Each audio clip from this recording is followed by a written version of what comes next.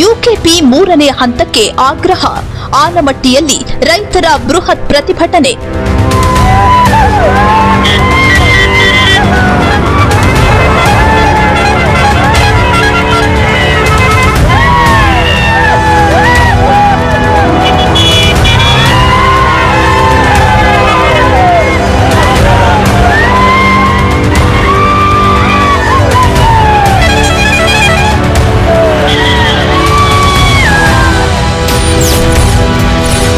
ಪಾದಯಾತ್ರೆ ನಡೆಸಿ ಬಂದ ಯಾದಗಿರಿ, ರಾಯಚೂರು ಭಾಗದ ರೈತರು.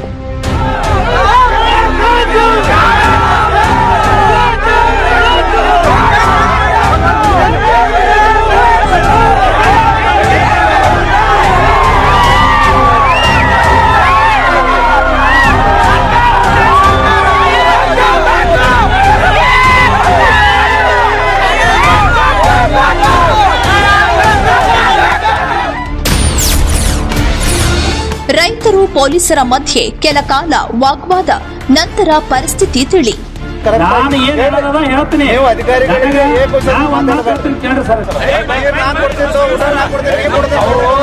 ನಮ್ಮ ರಾಜ್ಯಾಧ್ಯಕ್ಷ 1 ಎಕರೆ 2 ಎಕರೆ ಅಷ್ಟೇನಲ್ಲ, 2000 ಎಕರೆ ಕುಟುಂಬದಲ್ಲ, ಅರ್ಧ ಕರ್ನಾಟಕ ಅನ್ನ ಹಾಕತ್ ನಮಗಾದ.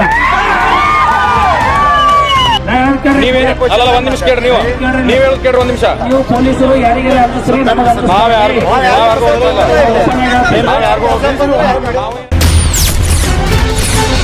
ಆಲಮಟ್ಟಿಯಲ್ಲಿ ಮೊಳಗಿದ ರೈತ ರಣಕಹಳೆ.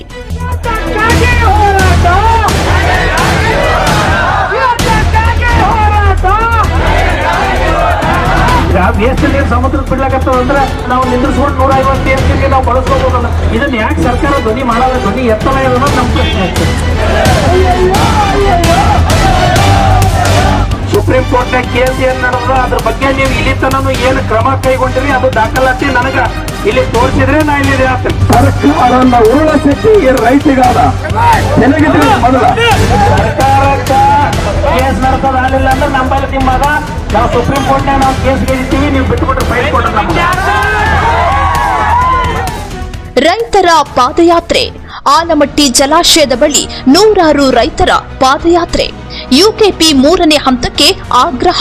ಆಲಮಟ್ಟಿಯಲ್ಲಿ ರೈತರ ಬೃಹತ್ ಪ್ರತಿಭಟನೆ ಕಂಡುಬಂದಿದ್ದು, ಆಲಮಟ್ಟಿ ಜಲಾಶಯದ ಬಳಿ ನೂರಾರು ರೈತರು ಪಾದಯಾತ್ರೆ ನಡೆಸಿ ಸರ್ಕಾರದ ವಿರುದ್ಧ ಆಕ್ರೋಶ ಹೊರಹಾಕಿದ್ರು. ಇವತ್ತಿನ ದಿನ ನಮಗೆ ಎಷ್ಟು ನೀರು ಬರ್ತದ? ಇದನ್ನ ಆಲಮಟ್ಟಿ ಡ್ಯಾಮ್ ಹೈಟ್ ಆದ್ರೆ 150 TMC ನೀರು ನಮಗೆ ಹೆಚ್ಚಿಗೆ ಆಗ್ತದ. 5,94,000 ಹೆಕ್ಟರ್ ಪ್ರದೇಶಕ್ಕೆ ನೀರಾವರಿ ಆಗ್ತದಂದ್ರೂ ನಮ್ಮ ರಾಜ್ಯದಲ್ಲಿ ಇರ್ತಕ್ಕಂಥ ನಮ್ಮ ಉತ್ತರ ಕರ್ನಾಟಕದ ಜನಪ್ರತಿನಿಧಿಗಳು ನೀವು ಏನ್ ಮಾಡ್ಲಕತ್ತೀರಿ, ನಿಮ್ಗೆಲ್ಲರಿಗೆ ನಾಚಿಕೆ ಬರ್ಬೇಕಂತ ಇಲ್ಲಿಗೆ ಮುಗಿಯಂಗಿಲ್ಲ. ಇದು ಓನ್ಲಿ ಶಾಂಪಲ್ ಅಭಿ ಸಿನಿಮಾ ಬಾಕಿ ಹೈ. ಸರ್ಕಾರ ನಿಮ್ಮ ಒಪ್ಪಂದ್ರಿ, ಸರ್ಕಾರ ನಾವು ಮಾಡಿದ್ರಿ ನಿಮ್ಗೆ ಸಿಎಂ, ನಾವು ಮಾಡಿದ್ರು ನಾವು ಕ್ಷಣಿಕದಲ್ಲಿ ನಿಮಗೆ ಕಿತ್ತಾಕುತ್ತೇವೆ. ಮುಖ್ಯಮಂತ್ರಿ ಗಮನ ಸರಿ, ನಿಮ್ ಬಗ್ಗೆ ಗೌರವ. ನೀವು ಅವಾಗಿನ ಸಿದ್ದರಾಮಯ್ಯ ಸಾಹೇಬ್ರು ಈಗಿಲ್ಲ ಅಂತ ನಾನು ಹೇಳ್ತಾ ಇದ್ದೀನಿ. ರೈತರು ಏನಾಗ್ಬಿಟ್ರೆ ಅವರು ನಾಯಕರಾಗಿರೋ, ನಾವು ರೈತರ ಖಳನಾಯಕರಾಗಿ ನಾವು ಯಾಕಪ್ಪ ಅಂದ್ರೆ ಈ ದೇಶದ ಮಾಲೀಕರು. ಕೃಷ್ಣಾ ಮೇಲ್ದಂಡೆ ಯೋಜನೆಯ ಮೂರನೇ ಹಂತದ ಅನುಷ್ಠಾನ ಮತ್ತು ಯೋಜನೆಯನ್ನು ರಾಷ್ಟ್ರೀಯ ಯೋಜನೆ ಎಂದು ಘೋಷಿಸುವಂತೆ ಒತ್ತಾಯಿಸಿ ಉತ್ತರ ಕರ್ನಾಟಕದ ರೈತರು ಇಂದು ರಣಕಹಳೆ ಮೊಳಗಿಸಿದ್ರು. ಇವತ್ತು ರಾಜ್ಯ ಸರ್ಕಾರಕ್ಕೆ ನಾ ಇನ್ನೊಂದು ಒತ್ತಾಯನ ಮಾಡ್ತೀನಿ. ಇವತ್ತಿನ ದಿನ ಉತ್ತರ ಭಾರತದಲ್ಲಿ ಇರ್ತಕ್ಕಂತ ಕೆಲವೊಂದಿಷ್ಟು ನದಿಗಳಿಗೆ ರಾಷ್ಟ್ರೀಯ ಯೋಜನೆ ಅಂತೇಳಿ ಏನ್ ಮಾಡ್ಯಾರ, ಅದಕ್ಕೂ ಏನಪ್ಪಾ ಅಂತಂದ್ರೆ ಇವತ್ತಿನ ನಮ್ಮ ಕೃಷ್ಣಾ ಮೇಲ್ದಂಡೆ ಯೋಜನೆಗೆ ರಾಷ್ಟ್ರೀಯ ಯೋಜನೆ ಅಂತೇಳಿ ಘೋಷಣೆ ಮಾಡಿದ್ರೆ ಲಕ್ಷ ಕೋಟಿ ಗಟ್ಟಲೆ ದುಡ್ಡು ಬರ್ತದ, ನಮ್ದೆಲ್ಲ ಡೆವಲಪ್ಮೆಂಟ್ ಆಗ್ಲಕತ್ತದ. ಅದ್ರ ಸಲುವಾಗಿ ನಾ ಏನಪ್ಪಾ ಅಂದ್ರೆ ದಿಲ್ಲಿಗೆ ಬರ್ಲಕ್ಕೂ ರೆಡಿ ಇದೀವಿ. ಬರ್ತೀರಲ್ಪ ನೀವೆಲ್ಲರೂ? ನನ್ನ ಜೊತೆಗಿದ್ದೀರಲ್ಲ ನೀವು?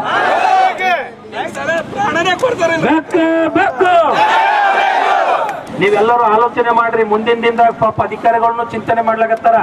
ಈ ಹೈಟ್ ಆಲಿಲ್ಲಪ್ಪ ಅಂತಂದ್ರೆ ಮುಂದಿನ ದಿನದಾಗ ರೈತರಿಗೆ ನೀರ್ ಹೆಂಗ್ ಕೊಡ್ಬೇಕಂತೇಳಿ. ಉತ್ತರ ಕರ್ನಾಟಕದ ಜೀವನಾಡಿ ಕೃಷ್ಣಾ ಮೇಲ್ದಂಡೆ ಯೋಜನೆಯ ಸಂಪೂರ್ಣ ಅನುಷ್ಠಾನಕ್ಕೆ ರೈತರ ಹೋರಾಟ ಈಗ ತೀವ್ರಗೊಂಡಿದೆ. ಸರ್ಕಾರಕ್ಕ ಒಳ್ಳೆ ನೀರು ಕೊಡ್ರಿ, ನಮ್ಗ ರೈತರಿಗೆ ಬೆಳೆಗೆ ಒಳ್ಳೆ ನೀರು ಕೊಡ್ರಿ. 2 ಬೆಳೆ ನೀರು ಕೊಡ್ರಿ.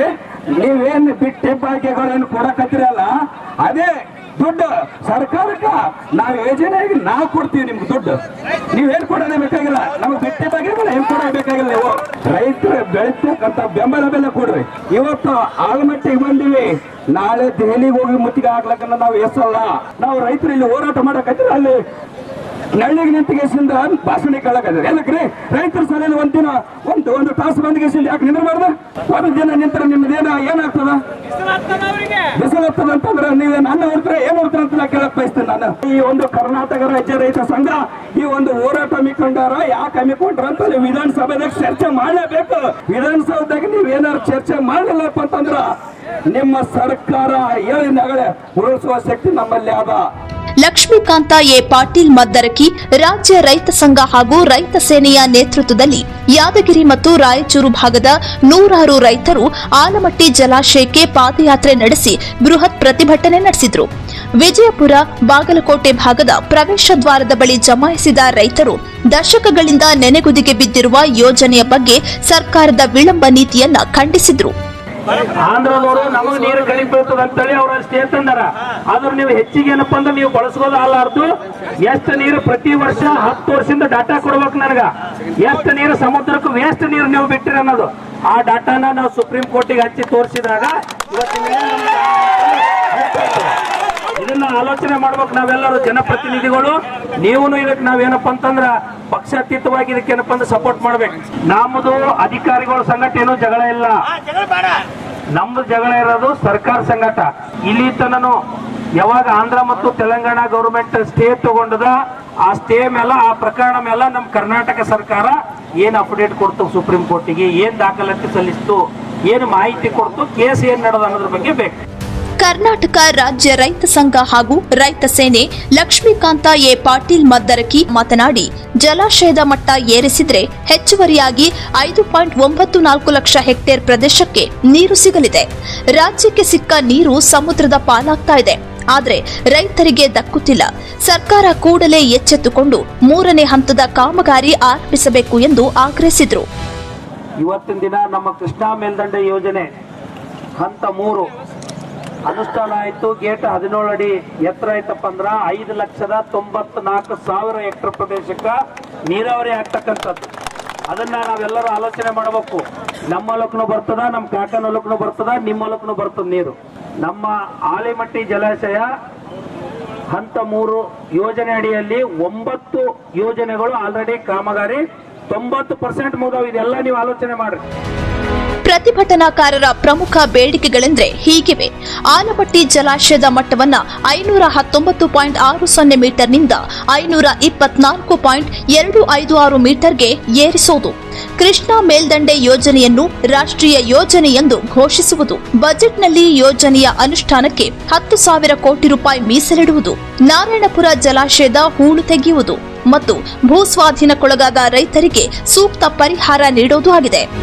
ಸನ್ನತಿ ಏತ ನೀರಾವರಿ ಸಲುವಾಗಿ 100 ಎಕರೆ ಭೂಮಿ ಕಳ್ಕೊಂಡ್ರ ಅವ್ರಿಗಿನ್ನ ಪರಿಹಾರ ಇಲ್ಲ. 100 ಕುಟುಂಬಗಳು ಊರೇ ಖಾಲಿಯಾಗ್ಯಾವ. ಈ ಭಾಗದಾಗಿರ್ತಕ್ಕಂಥ ಭೂಮಿ ಕಳ್ಕೊಂಡಂತ ರೈತರಿಗೆ ಪಾದ ಪೂಜೆ ಮಾಡಿ ಸನ್ಮಾನ ಮಾಡುವಂತ ಕೆಲಸ ನಾವು ಇವತ್ತು ನಾವೇನು ಬೆಳಿತೀವಿ, ಲಕ್ಷಗಟ್ಟಲೆ ಬೆಳಿತೀವಿ ಇವತ್ತ, ಅದೆಲ್ಲಕ್ಕ ಕಾರಣೀಭೂತ ಏನಪ್ಪಾ ಅಂದ್ರೆ ಈ ಭಾಗದಲ್ಲಿ ಇರ್ತಕ್ಕಂಥ ಭೂಮಿ ಕಳ್ಕೊಂಡಂತ ರೈತರ ಒಂದು ಶ್ರಮ, ಅವರ ಒಂದು ಬಲಿದಾನ ಅಂದ್ರೂ ತಪ್ಪಾಗಲ್ಲ. ಯಾಕಪ್ಪ ಅಂದ್ರೆ ಅವ್ರು ಹುಟ್ಟಿ ಬೆಳೆದು ಓಡಾಡಿದಂತ ಊರು ಮನಿ ಮಠ ಎಲ್ಲಾನು ಏನಪ್ಪಾ ಅಂದ್ರೆ ಇವತ್ತಿನ ನೀರಾಗ ಮುಣಿಗೋಗ್ಯಾರ. ಅಂತ ರೈತರಿಗೆ ನಾವು ಧನ್ಯವಾದ, ಮೊದಲು ಅವ್ರಿಗೆ ಧನ್ಯವಾದ ಸಲ್ಲಿಸ್ಬೇಕು. ಯಾಕಪ್ಪ ಅಂದ್ರೆ ಆ ಭೂಮಿ ಕಳ್ಕೊಂಡಂತರಿಗೆ ನೀರಾವರಿ ಇಲ್ಲ, ಬಟ್ ನಮಗ್ ನೀರು ಸಿಕ್ಕದಂತ ನಾವು ಪುಣ್ಯ ಮಾಡಿ. ರೈತರ ಧರಣಿ ಸ್ಥಳಕ್ಕೆ ಬರಲಾಗದ್ದಕ್ಕೆ ಕ್ಷಮೆ ಕೇಳಿದ ನಿಗಮದ ಎಂಡಿ ಕೃಷ್ಣಕುಮಾರ್. ಪ್ರತಿಭಟನಾ ಸ್ಥಳಕ್ಕೆ ಆಗಮಿಸಿದ ಕೆಬಿಜೆಎನ್ಎಲ್ ಅಧಿಕಾರಿಗಳು ರೈತರ ಮನವೊಲಿಸಲು ಯತ್ನಿಸಿದರು. ಈ ವೇಳೆ ಕೆಬಿಜೆಎನ್ಎಲ್ ವ್ಯವಸ್ಥಾಪಕ ನಿರ್ದೇಶಕ ಕೃಷ್ಣಮೂರ್ತಿ ಕುಲಕರ್ಣಿ ಅವರು ವಿಡಿಯೋ ಕರೆ ಮೂಲಕ ಮಾತನಾಡಿ, ಜಲಾಶಯದ ಮಟ್ಟ ಏರಿಕೆ ಕುರಿತ ಪ್ರಕರಣ ಸುಪ್ರೀಂ ಕೋರ್ಟ್ನಲ್ಲಿ ಬಾಕಿ ಇರೋದು ಮತ್ತು ಕೇಂದ್ರದ ಗೆಜೆಟ್ ನೋಟಿಫಿಕೇಶನ್ ವಿಳಂಬವಾಗ್ತಿರೋದನ್ನ ರೈತರ ಗಮನಕ್ಕೆ ತಂದರು. ಈ ಭರವಸೆಯ ಬಳಿಕ ರೈತರು ತಾತ್ಕಾಲಿಕವಾಗಿ ಪ್ರತಿಭಟನೆ ಹಿಂಪಡೆದರು. ನಮಸ್ಕಾರ ಸರ್, ಇವತ್ತು ತಾವು ಬರ್ಬೇಕಾಗಿತ್ರಿ, ನಾವು ಮೊದಲೇ ಮಾಹಿತಿ ಕೊಟ್ಟಿದ್ದೇವೆ ಎಲ್ಲರಿಗೆ. ಕೊಟ್ಟಿದ್ರೆ ನಿಜ. ಇವಾಗ ನಮ್ಮ DCM ಸಾಹೇಬ್ರದ್ದು ಪ್ರೆಸ್ ಮೀಟ್ ಇದೆ, ಬಜೆಟ್ ಪ್ರಿಪರೇಷನ್ ಇದೆ. ಹೀಗಾಗಿ ನಮ್ಗೆ ಅನಿವಾರ್ಯ ಕಾರಣಗಳಿಂದ ಬರಕ್ಕಾಗಲಿಲ್ಲ. ಫಸ್ಟ್ ನಮ್ಗೆ ಕ್ಷಮೆ ಇರಲಿ ಅಂತ ಕೇಳ್ಕೊಳ್ತೀನಿ. ನೀವು ಆ ಭಾಗದ ರೈತ ಮುಖಂಡರಾಗಿ ಸಾಕಷ್ಟು ಹೋರಾಟ ಮಾಡ್ತಾ ಇದ್ದೀರಾ. ಅವರ ಹಿತಕ್ಕಾಗಿ ನೀವು ಬಹಳಷ್ಟು ಪ್ರಯತ್ನ ಮಾಡ್ತಾ ಇದ್ದೀರಾ. ಇದರಲ್ಲಿ ನಿಮ್ಮ ಈ ಹೋರಾಟವನ್ನ ನಾವು ಇದು ಮಾಡ್ತಾ ನಮ್ಗೆ ಇವತ್ತು ಬರಕ್ ಆಗದೆ ಇರೋದಕ್ಕೆ ಒಂದು ವಿಷಾದ ವ್ಯಕ್ತಪಡಿಸ್ತೀನಿ. ನಿಮ್ಮ ಮಾತಿಗೆ ಬೆಲೆ ಕೊಟ್ಟು ನಮ್ಮ ಹೋರಾಟ ಹಿಂಪಡಿತೀವಿ ಸರ್. ನೀವು ಅದ್ರ ಪ್ರಕಾರ ನಡ್ಕೋಬೇಕು ಸರ್. ಖಂಡಿತ ನಾನು ಆ ಭಾಗದವನೇ ಇದ್ದೀನಿ. ನಮ್ಗೆ ಅದ್ರ ಬಗ್ಗೆ ಕಳಕಳಿ ಗೊತ್ತಿದೆ. ಹೀಗಾಗಿ UKP ಅಂತ ಮೂಲ ಬಗ್ಗೆ ಅಂತೂ ಯಾವುದೇ ರೀತಿ ನೀವು ಇಟ್ಕೊಳ್ಳಿ, ಯಾವುದೇ ಇಟ್ಕೊಳಕ್ ಹೋಗ್ಬೇಡಿ, ಅನುಮಾನ ಇಟ್ಕೊಳಕ್ ಹೋಗ್ಬೇಡಿ. ಸರ್ಕಾರನೂ ನಿಮ್ ಪರವಾಗಿದೆ. ಯಾಕಪ್ಪ MD ಅವ್ರು ಮಾತಾಡಿದ್ದಕ್ಕೆ ವಾಪಸ್ ತಕ್ಕೊಮ್ಮ ಇನ್ನ ಮಾಡಮ್ರೆ.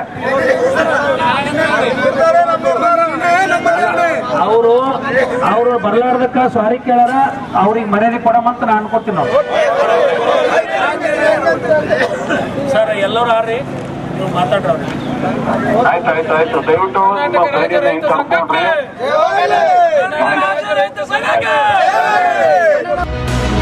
ಉತ್ತರ ಕರ್ನಾಟಕದ ಬಯಲುಸೀಮೆಯ ದಾಹ ತಣಿಸಬೇಕಾದ UKP 3ನೇ ಹಂತದ ಯೋಜನೆಗೆ ರಾಜಕೀಯ ಇಚ್ಛಾಶಕ್ತಿ ಕೊರತೆಯೋ ಅಥವಾ ತಾಂತ್ರಿಕ ಅಡೆತಡೆಯೋ ಎಂಬ ಪ್ರಶ್ನೆ ರೈತರನ್ನ ಕಾಡ್ತಾ ಇದೆ.